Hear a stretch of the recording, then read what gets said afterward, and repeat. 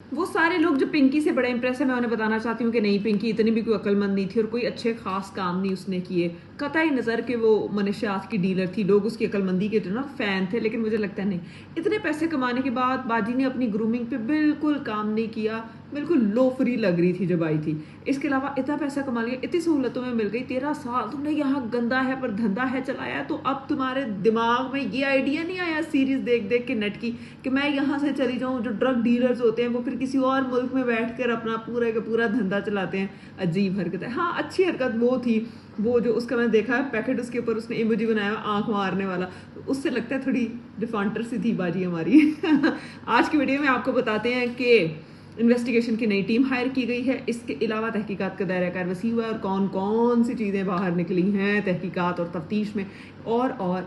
کہاں کہاں نام چینج کرنے کی کوشش کی ہے، اور جو اس کو سابق شوہر ہے، موجودہ شوہر ہے، اس کے ڈاکومنٹس اور چیزیں ملی ہیں اور وہ کہاں بھاگا ہے۔ تو ڈرگ کوکین کوئین جو ہے انمول پنکی، تحقیقات ان کے اگینسٹ ہو رہی ہیں اور چھاپے مارے گئے ہیں اور 20 بندے پکڑے گئے ہیں، ان کی قریبی ساتھی فیمیل، اس کے ساتھ ساتھ 19 بندے اور ٹوٹل ملا کے 20 لوگ پکڑے گئے ہیں۔ گرفتار ملزمان میں کرن اور اس کا شوہر بھی شامل ہے۔ کرن سے شعبے سے وابستہ افراد کوکین جو ہے وہ لیتے تھے، اور ڈی آئی جی جنوبی اسد رضا صاحب ہیں، انہوں نے کہا ہے کہ پنکی کے 6 اکاؤنٹ سے کروڑوں روپے کی ٹرانزیکشنز کی تفصیلات ہم نے حاصل کی ہیں اور منشیات کی خریداری کے عوض 80 لاکھ روپے سے زائد بھیجنے کے جو شواہد ہیں وہ بھی ہم نے پکڑے۔ اس کے علاوہ آپ کو پتہ ہے پیشیوں کے اوپر بڑا رولا مچا ہے کہ پہلے جب فرسٹ ٹائم پنکی گئی تو یہ پنکی تھی، وہ دوسری بار اب وہ کہہ رہی ہے کہ ہائے مارے گئے تے لٹے گئے، سسٹم بڑا ڈاڈا ہے۔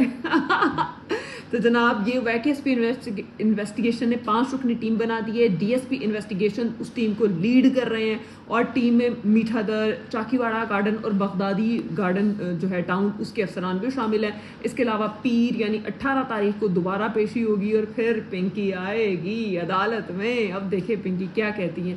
اس کے علاوہ سینئر وزیر جو ہیں شجیل انعامی انہوں نے کہا ہے کہ پنکی زہر بیچنے والی عورت ہے۔ منشیات والے معاملے میں کئی نام ہیں جو میں ابھی نہیں لے سکتا، کچھ تو لسٹ بھی ملنی ہوگی آپ کو۔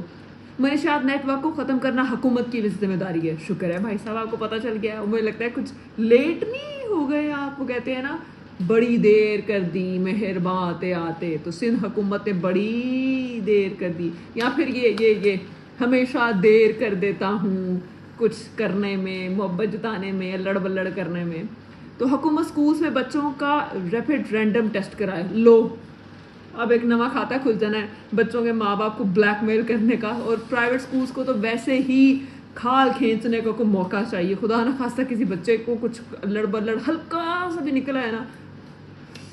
خلاص ماں باپ کی جائیدادیں بک جانی اس بیچارے غریب کی قسمت سنوارتے۔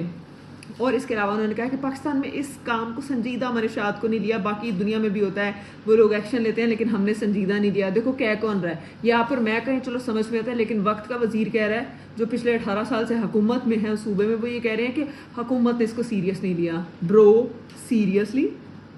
اور جناب اس کے بعد انمول عرف پنکی صاحبہ جو ہے انہوں نے شناختی کارڈ بنوانے کی بھی کوشش کی ہے، اور پاسپورٹ اور ان کے آئی ڈی کارڈ کی تفصیلات سامنے آئی ہیں۔ 17 اپریل 2018 کو پنکی نے کراچی سے پاسپورٹ حاصل کیا ہے، شناختی کارڈ بھی کراچی سے 6 دسمبر 2016 کو حاصل کیا ہے، اور شناختی کارڈ پر ابو الحسن اسفانی روڈ گلشن اقبال کا پتہ درج ہے۔ پنکی کی سفری جو ہیں تفصیلات کہاں کہاں کدھر کدھر